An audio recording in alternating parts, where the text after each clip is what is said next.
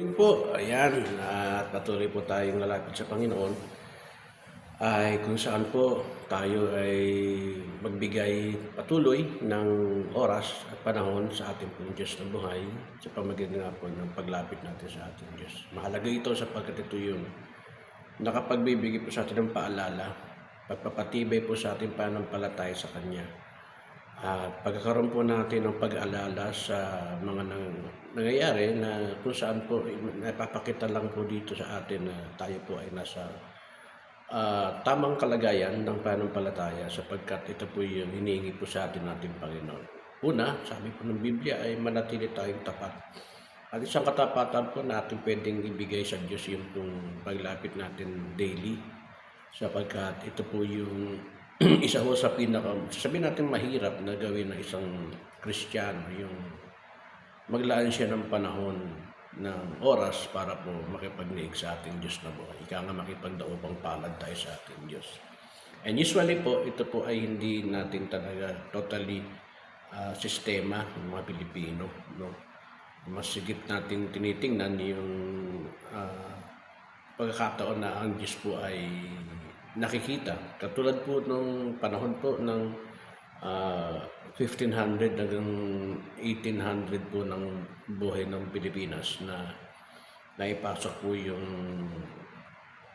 paniniwalang Espanyol sa pamagitan nga po ng pagsakop sa atin ng Spaniard ay pumasok po dito yung ating paniniwala na ang Diyos po ay nasa rebultong kaanyuan at paniniwala ng mga patungkol pagtuturo po sa mga leaflet, sa mga katuruan po ng Spanish Ear Time. Ang sabi nila ay pumasok daw po ang Kristyanismo sa ating bansa by 1900 na po. Kaya meron tayong tinatawag na celebration pagdating po ng ganung punto. Ang isa lang pong bagay na makita natin dito mga kapatid mo na tayo bilang mga Pilipino ay malaki po ang posibilidad talaga na marami pa rin ang dominante po na naniniwala po sa uri ng pagsamba po ng Diyos-Diyosan. Sa pamagitan nga po ng tinanggap nating mga katuruan. Pero salamat po tayo sapagkat dumating po ang tunay na pagtuturo, yung Biblia, ang Kristyanismo sa bansa po natin. Kaya nga lang, ang nangyayari po ngayon ay patuloy pa rin po naglalabanan sa hanggang ngayon po maging sa social media ay ganun pa rin po ang competition po. Ibig sabihin yung nakikipag-compete pa rin po ang paniniwalang hindi maka-Diyos kundi paniniwala pong makasanlibutan pa rin po. Yung tinatawag po ng mga false gospel. Tayo bilang mga anak ng Diyos na pinapakita rito na mas dapat po ay mag-remain o mag-abide po tayo dun sa unang pagkakapakinig po natin sa ating Diyos na buhay kay Kristo Jesus sa gospel po niya nung tayo po ay makapakinig nito. At pinakikita po rito ng ating Diyos na buhay sa 1 John 2:24-25 hanggang 27 ay naipapakita rito na manatili po tayo dun sa una na natin napakinggan. Ito nga po ang Ebanghelyo po ni Kristo. Dahil dito ang sabi po ng Biblia na may mga pagkakataon talaga na sumasabay. Like for example, narinig ko po doon kay Trillanes na ginagamit po nila ang kulto. Which means na yung maling paniniwala, ang problema, ginagamit po niya itong paniniwala sa pamagitan po ng politika. Pinapakita niya na siya po yung mensahero ng katotohanan. Kaya nga lang, ang alam na natin, ay isa lang ang katotohanan po. Ito po ay ang Panginoon Kristo. Kapagkat, sabi po ng Biblia, siya ang daan, katotohanan at buhay. Wala pong tao na makapagsabi na ang katotohanan ay narito. Ang kagulumihanan ang kadalasan ay binibigay po ng tao. Pero pagdating po sa Diyos ay katotohanan sapagkat ang sabi po ng Biblia, kung sino man daw po ang naghahayag sa atin ng mga bagong gospel na sinasabi ng mabuting balita na hindi po nakaugnay po sa kalooban at kapangyarihan po ng banal na Espiritu ay sumpain daw po ito. Susumpain daw po yun. Kaya tayo bilang mga anak ng Diyos dapat po na manatili po tayo kung ano po na ipangaral po sa atin kung sino po ang tagapagligtas natin, sino po ang Diyos sa buhay na talagang makikita natin na lumikha po sa ating buhay. Lumikha po sa lahat ng bagay sa mundong ibabaw. Kaya naman, manatili po tayo sa katuwiran, manatili po tayo sa katotohanan, manatili po tayo sa presensya po ng ating Diyos. Sapagkat, ang sabi nga po ng Biblia, sa Diyan din po, akda rin Diyan na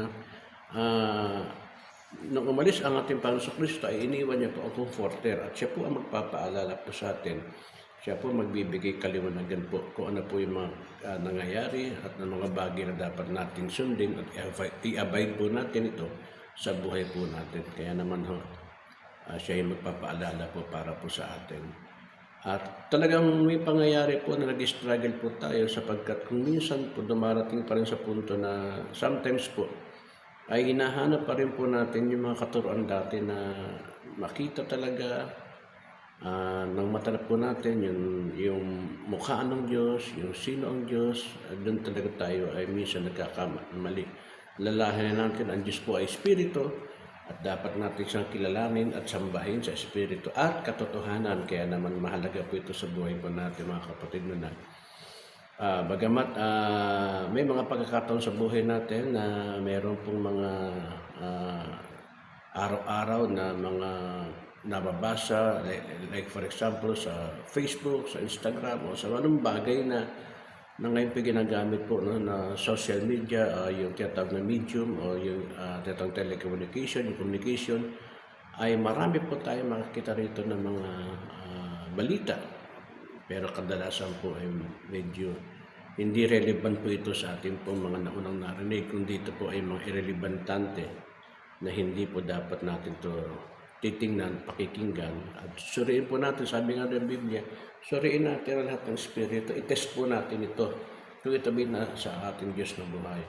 At ang banggit din ng Biblia na sabi po ni Pablo na magpasalamat tayo sapagkat yung tinanggap nating ebanghelyo na siyang naging kaligtasan po natin ay huwag nating kakaligtaan kundi magkakaroon tayo ng problem kung tayo po ay kakaligtaan natin po ang ebanghelyo ni Kristo na siyang nagbigay sa atin ng pagkakataon sa buhay na maibalik tayo sa ating kalagayang muli ng una pa man. No? Kaya salamat sa Panginoon mga kapatid, patuloy lang po tayo manatili sa katuruan po ng Biblia, manatili po tayo sa presensya ng Diyos at manatili po tayong naglilingkod po sa ating Diyos. Sa pagsasabi po ng Biblia, ang sinamang manatiling tapat hanggang wakas ay siyang maligtas. Meaning po, everyday life po natin ay nandun po yung struggle, nandun po yung mga deceiving factor o pandaraya po ng Diablo para po maagaw po yung mga binhi o yung seeds na inilagay po sa puso natin ng ating Panginoon Kristo sa pamamagitan po ng Banal na Espiritu. Inaagaw po talaga yan. Kaya dapat po manatili po tayong sa presence of God na siyang magbibigay po sa atin ng pagpapaalala at kapangyarihan para mapagtagumpayan po natin ang mga bagay sa buhay natin. Sabi din po ng Biblia, automatic na po na tayo po daraan sa mga pagsubok, pasakit sa buhay, kahirapan at mga pag-uusig po na lagi pong binibigay ng ating mga kaaway, maging doon po sa mga pagkakataon na ginagamit po ng kaaway sa atin. Yung social media, minsan din family natin, minsan mga nagwawaring mananampalataya, po. At yun po ay ginagamit po at maging yung mga events po ng ating pong kasalukuyang kinakalagyang buhay, yung mga ganung bagay. Pero sabi po ng Panginoon, ang manatiling tapat hanggang wakas ay siyang maliligtas. Kaya salamat sa Panginoon and good morning pong muli.